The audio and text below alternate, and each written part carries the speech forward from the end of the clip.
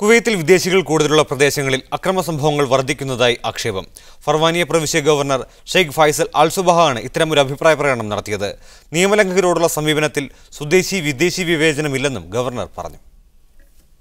Farwaniya governorate safe and clean ക്യാമ്പയിന്റെ ഭാഗമായി സംഘടിപ്പിച്ച പരിപാടിയിൽ സംസാരിക്കുകയായിരുന്നു ഗവർണർ ഷെയ്ഖ് ഫൈസൽ. രാജ്യത്ത് ഏറ്റവും കൂടുതൽ വിദേശികൾ താമസിക്കുന്ന ഗവർണറേറ്റാണ് ഫർവാനിയ. ഗവർണറേറ്റ് പരിധിയിലുള്ള അബ്ബാസിയ, ഹസാവി, കൈത്താൻ തുടങ്ങിയ പ്രദേശങ്ങളിലെല്ലാം എണ്ണത്തിൽ കൂടുതൽ വിദേശികളാണ്. അതിനാൽ വിദേശി സമൂഹം നിയമം പാലിച്ചില്ലെങ്കിൽ ഗവർണറേറ്റിന്റെ മൊത്തം ക്രമസമാധാനത്തെ അത് ബാധിക്കുമെന്ന് ഗവർണർ ചൂണ്ടിക്കാട്ടി. വിദേശികൾ തിങ്ങിപ്പാർക്കുന്ന ചിലയിടങ്ങൾ നിയമവിരുദ്ധ പ്രവർത്തനങ്ങൾ നടക്കുന്ന കേന്ദ്രങ്ങളാകുന്നത് ഖേദകരമാണ്. ഇത്തരം പ്രവർത്തനങ്ങൾ ഇല്ലാതാക്കേണ്ടത് സമൂഹത്തിന്റെ മൊത്തം സുരക്ഷയ്ക്ക് അനിവാര്യമാണെന്നും ഗവർണർ കൂട്ടിച്ചേർത്തു. വിദേശികൾ നിയമലംഘനം നടത്തിയാൽ തങ്ങളുടെ രാജ്യത്തെയല്ല കുവൈത്ത് നിയമപ്രകാരമുള്ള നടപടികളാണ് സ്വീകരിക്കുകയെന്നും നിയമലംഘകരോടുള്ള സമീപനത്തിൽ സ്വദേശി വിദേശി വിവേചനമില്ലെന്നും അദ്ദേഹം കൂട്ടിച്ചേർത്തു. Media 1 Kuwait city. തായ്ലൻഡിൽ നിന്നും സൗദിയിലേക്ക് തൊഴിലാളികളെ കൊണ്ടുവരാൻ സ്വകാര്യ സ്ഥാപനങ്ങൾക്ക് വിസ അനുവദിച്ചെന്ന വാർത്ത തൊഴിൽ മന്ത്രാലയം നിഷേധിച്ചു. തായ്ലൻഡിൽ നിന്നുള്ള റിക്രൂട്ടിംഗ് നിർത്തിവച്ചിരിക്കുകയാണ്. അതേസമയം വിയറ്റ്നാം, നേപ്പാൾ, ഇന്തോനേഷ്യ എന്നീ രാജ്യങ്ങളിൽ നിന്നുള്ള റിക്രൂട്ടിംഗ് തുടരുമെന്ന് മന്ത്രാലയം അണ്ടർ സെക്രട്ടറി ഡോക്ടർ അഹമ്മദ് അൽ ഫുഹൈദ് പറഞ്ഞു. ഇന്ത്യയുമായി തൊഴിൽ കരാർ ഒപ്പുവെച്ച സാഹചര്യത്തിൽ കൂടുതൽ രാജ്യങ്ങൾ സമാന രീതിയിൽ സൗദിയുമായി തൊഴിൽ കരാർ ഒപ്പുവയ്ക്കാൻ മുന്നോട്ട് വരുമെന്ന് പ്രതീക്ഷിക്കുന്നതായും ഡോക്ടർ ഫുഹൈദ് പറഞ്ഞു.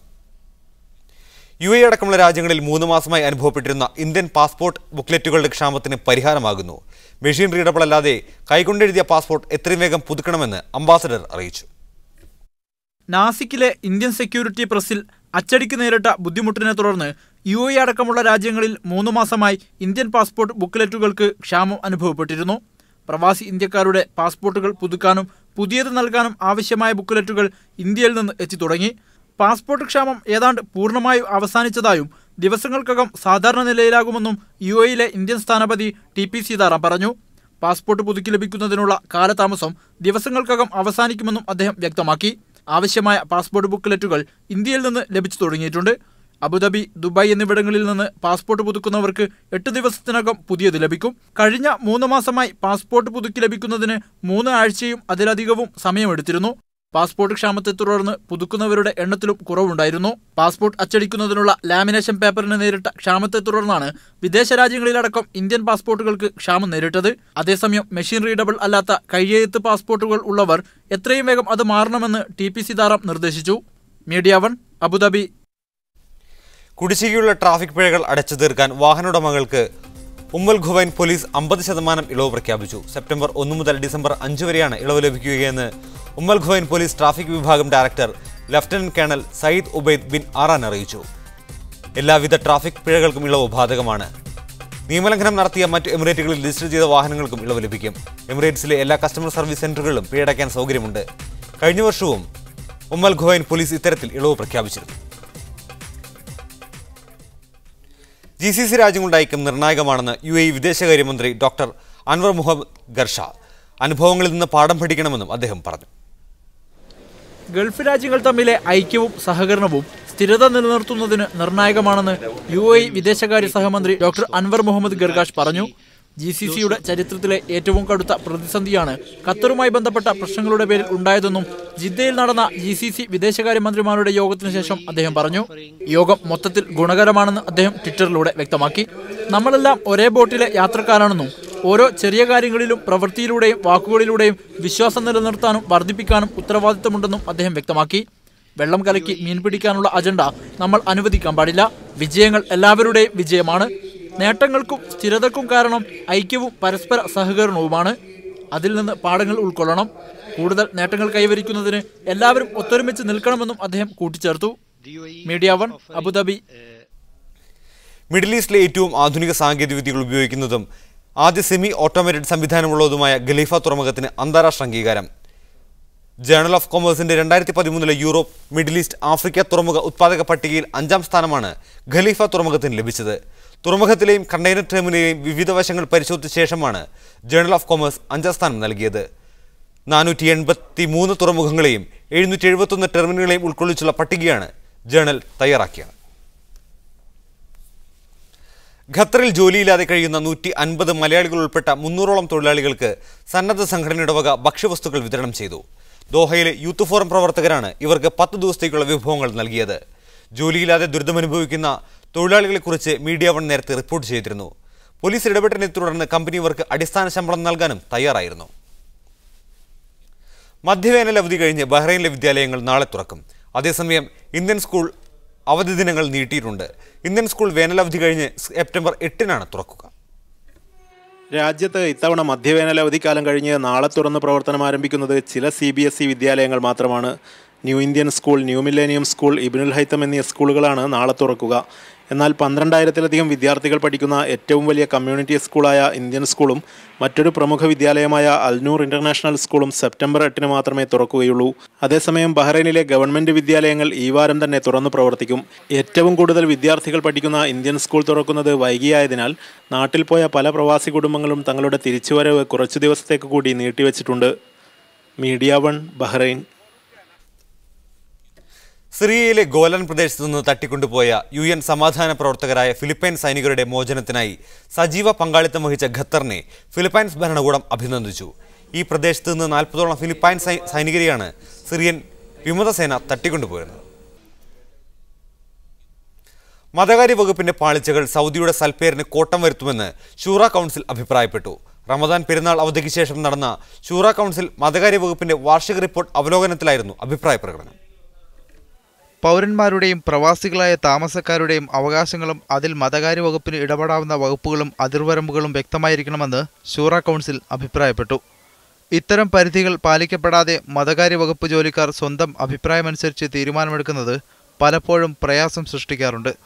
ഇത് മതകാര്യ വകുപ്പിന്റെ മാത്രമല്ല സൗദിയുടെ തന്നെ സൽപ്പേരിന് കോട്ടം വരുത്താറുണ്ടെന്നും ഷൂറ കൗൺസിൽ അംഗങ്ങൾ അഭിപ്രായപ്പെട്ടു.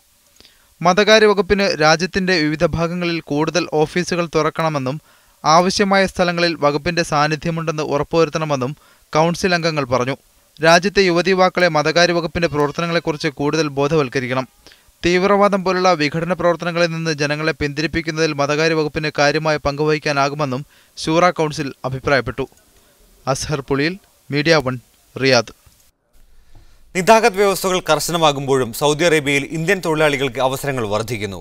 കഴിഞ്ഞ ഒരു മാസത്തിനിടെ 2,20,000 പുതിയ തൊഴിൽ വിസകളാണ് ഇന്ത്യൻ തൊഴിലാളികൾക്കായി സൗദി അറേബ്യ അനുവദിച്ചത്. കഴിഞ്ഞ റമദാൻ അവസാനം മുതൽ വിവിധ റിക്രൂട്ട്മെന്റ് കമ്പനി വഴി ഇന്ത്യയിലേക്ക് 2,20,000 വിസയാണ് തൊഴിൽ മന്ത്രാലയം അനുവദിച്ചത്. ഇതിൽ 44,000 വീട്ടുജോലിക്കാർക്കുള്ള വിസയാണ്. ഇന്ത്യ സൗദി ഗാർഹിക തൊഴിൽ കരാർ പ്രകാരമുള്ള വിസ അനുവദിച്ചു തുടങ്ങി ഒരു മാസത്തിനുള്ളിലാണ് ഇത്രയും വീട്ടുജോലിക്കാർക്കുള്ള വിസ അനുവദിച്ചത്. സൗദിയിൽ പുതുതായി ആരംഭിക്കുന്ന ഭീമൻ പദ്ധതികളിൽ ഇന്ത്യക്കാർക്ക് കൂടുതൽ അവസരം ലഭിക്കുമെന്ന് നേരത്തെ തന്നെ വ്യക്തമായിരുന്നു. നിതാഖത്ത് ഇളവ് കാലത്ത് രേഖകൾ ശരിപ്പെടുത്തുന്നതിലും നിയമവിധേയമാക്കുന്നതിലും എംബസിയും ഇന്ത്യൻ സമൂഹവും കാണിച്ച ജാഗ്രത ഇതിന് കാരണമായിട്ടുണ്ട്. സൗദിയിൽ കുറ്റകൃത്യങ്ങൾ കുറഞ്ഞ വിദേശ സമൂഹവും ഇന്ത്യക്കാരാണ്. നിലവിൽ 25 ലക്ഷം ഇന്ത്യക്കാരാണ് സൗദിയിൽ ജോലി ചെയ്യുന്നത്. പ്രവൃത്തി ആരംഭിച്ച റിയാദ് മെട്രോ, ഉടൻ പ്രവർത്തനം ആരംഭിക്കുന്ന ജിദ്ദ, മദീന, ദമാം മെട്രോ അടക്കമുള്ള വൻകിട പദ്ധതികൾ നിരവധി അവസരങ്ങൾ ഇന്ത്യൻ തൊഴിലാളികൾക്ക് ലഭിക്കും. അതേസമയം ഇന്ത്യയിൽ നിന്നുള്ള റിക്രൂട്ട്മെന്റ് നടപടിക്രമങ്ങൾ വൈകുന്നത് കാരണമാണ് ഗാർഹിക ജീവനക്കാരുടെ വരവ് താമസിക്കുന്നതെന്ന് സൗദി തൊഴിൽ മന്ത്രാലയം വിദേശകാര്യ ചുമതലയുള്ള അണ്ടർ സെക്രട്ടറി ഡോക്ടർ അഹമ്മദ് അൽ ഫുഹൈദ് പറഞ്ഞു. വൈദ്യപരിശോധന, വിസ സ്റ്റാമ്പിംഗ്, പരിശീലന കോഴ്സ് തുടങ്ങി നിരവധി പ്രക്രിയകൾക്ക് ശേഷമാണ് ജോലിക്കാർ എത്തുന്നത്. ആവശ്യമനുസരിച്ച് വീട്ടുജോലിക്കാരെ ഇന്ത്യയിൽ നിന്ന് റിക്രൂട്ട് ചെയ്യുമെന്നും അദ്ദേഹം പറഞ്ഞു. 2.5 ലക്ഷത്തോളം പുതിയ വീട്ടുജോലിക്കാരെ റിക്രൂട്ട് ചെയ്യുമെന്നാണ് വിവരം. Rabeeh Muhammad, media one, Jeddah. Thrissur Keralavarma college പൂർവ്വ വിദ്യാർത്ഥികളുടെ സംഘടന ഖത്തറിൽ സംഗീത പരിപാടി സംഘടിപ്പിക്കുന്നു. അന്തരിച്ച സംഗീത സംവിധായകൻ ജോൺസൺ മാസ്റ്ററുടെ ഓർമ്മയ്ക്കായി നടത്തുന്ന പരിപാടിക്ക് ദേവാങ്കണം എന്നാണ് പേര് നൽകിയിരിക്കുന്നത്. പ്രശസ്ത ഗായിക KS ചിത്രയുടെ നേതൃത്വത്തിൽ നടക്കുന്ന സംഗീത നിശയിൽ G വേണുഗോപാൽ, മധു ബാലകൃഷ്ണൻ, ഗായത്രി, സിത്താര തുടങ്ങി നിരവധി ഗായകർ പങ്കെടുക്കും. സെപ്റ്റംബർ 19 വൈകിട്ട് 7 മണിക്ക് ഖത്തർ നാഷണൽ കൺവെൻഷൻ സെന്ററിലാണ് പരിപാടി സംഘടിപ്പിക്കുന്നത്. ബഹ്റൈനിൽ പൊതു ആവശ്യങ്ങൾക്ക് വേണ്ടിയുള്ള ഫണ്ട് ശേഖരണത്തിന് നിയന്ത്രണങ്ങൾ ഏർപ്പെടുത്തുന്നു. ഫണ്ട് ശേഖരണത്തിനായുള്ള നിയന്ത്രണങ്ങൾക്ക് നൽകിയ നിർദ്ദേശങ്ങൾക്ക് ക്യാബിനറ്റ് അംഗീകാരം നൽകി. ബഹ്റൈനിൽ ഫണ്ട് ശേഖരണ പ്രവർത്തനങ്ങളെ നിയമാനുസൃതമാക്കാൻ വേണ്ടിയാണ് പൊതു ആവശ്യങ്ങൾക്ക് സംഭാവന പിരിക്കുന്നതിൻ്റെ മാനദണ്ഡങ്ങൾ പരിഷ്കരിക്കുവാൻ കഴിഞ്ഞ ദിവസം ചേർന്ന മന്ത്രിസഭാ യോഗം തീരുമാനമെടുത്തത്. നിയമത്തിൻ്റെ പരിധിയിൽ നിന്നായിരിക്കണം സാമ്പത്തിക ക്രയവിക്രയങ്ങൾ നടക്കേണ്ടതെന്നാണ് യോഗം വിലയിരുത്തിയത്. ഈയിടെ ഫലസ്തീനെ സഹായിക്കാനുള്ള ഫണ്ട് ശേഖരണം അനധികൃതമായിരിക്കരുതെന്ന് സർക്കാർ ഏജൻസികൾ നിർദ്ദേശിച്ചിരുന്നു. പൊതുതാൽപര്യം മുൻനിർത്തിയുള്ള ഏത് സംഭാവന ശേഖരിക്കുന്നതിനും കൃത്യമായ നിയമങ്ങളും നിർദ്ദേശങ്ങളും നിരീക്ഷണവും ആവശ്യമാണെന്ന് ക്യാബിനറ്റ് യോഗം അഭിപ്രായപ്പെട്ടു. Media one, Bahrain. ജിദ്ദയിലുള്ള കാളികാവിലെയും പരിസര പ്രദേശങ്ങളിലെയും പ്രവാസികളുടെ ഉന്നമനത്തിനും കലാ സാംസ്കാരിക പ്രവർത്തനങ്ങൾക്കും വേണ്ടി കാളികാവ് പ്രവാസി സാംസ്കാരിക വേദി എന്ന പേരിൽ കൂട്ടായ്മ രൂപീകരിച്ചതായി ഭാരവാഹികൾ വാർത്താസമ്മേളനത്തിൽ അറിയിച്ചു. വേദിയുടെ പ്രഥമ യോഗവും വിവിധ രംഗങ്ങളിൽ കഴിവ് തെളിയിച്ചവരെ ആദരിക്കുന്ന ചടങ്ങും സെപ്റ്റംബർ 4 വ്യാഴാഴ്ച രാത്രി 9 മണിക്ക് ഷറഫിയ അൽ റയാൻ ഓഡിറ്റോറിയത്തിൽ നടക്കും. കൊമ്പൻ മൂസ, അബ്ദുസലാം കരുമാരോട്ട്, AP ബാബു തുടങ്ങിയവർ വാർത്താസമ്മേളനത്തിൽ പങ്കെടുത്തു. ക്ഷീരോത്പാദന മേഖലയിൽ വിപ്ലവം സൃഷ്ടിച്ച ഒരു ഫാമിനെ പരിചയപ്പെടാം. പച്ചപ്പും മഴയുമുള്ള കേരളത്തിൽ നിന്നല്ല, ചുടുകാറ്റടിക്കുന്ന UAE-യിലെ റാസൽ ഖൈമയിൽ നിന്നാണ് ഈ കാഴ്ചകൾ. മരുഭൂമിയിലെന്ത് ക്ഷീരവിപ്ലവം എന്ന് ചോദിക്കാൻ വരട്ടെ. രാവിലെ ഒരു ചായ കുടിക്കാൻ കേരളം പോലും പാക്കറ്റ് പാലിനെ ആശ്രയിക്കുമ്പോഴാണ് റാസൽ ഖൈമയിലെ ദിഗ്ദാഗ ക്ഷീരവിപ്ലവം മാതൃകയാവുന്നത്. 40 വർഷങ്ങൾക്ക് മുമ്പ് തന്നെ ക്ഷീരമേഖലയിൽ സ്വയം പര്യാപ്തത നേടാനുള്ള റാസൽ ഖൈമയുടെ ശ്രമത്തിന്റെ ഭാഗമാണ് ഈ ഫാം. 400 പശുക്കളുള്ള UAE-യിലെ ആദ്യത്തെ ഫാമായ ദിഗ്ദാഗ ഇന്ന് അത്യാധുനിക സൗകര്യങ്ങളോടെയാണ് പ്രവർത്തിക്കുന്നത്.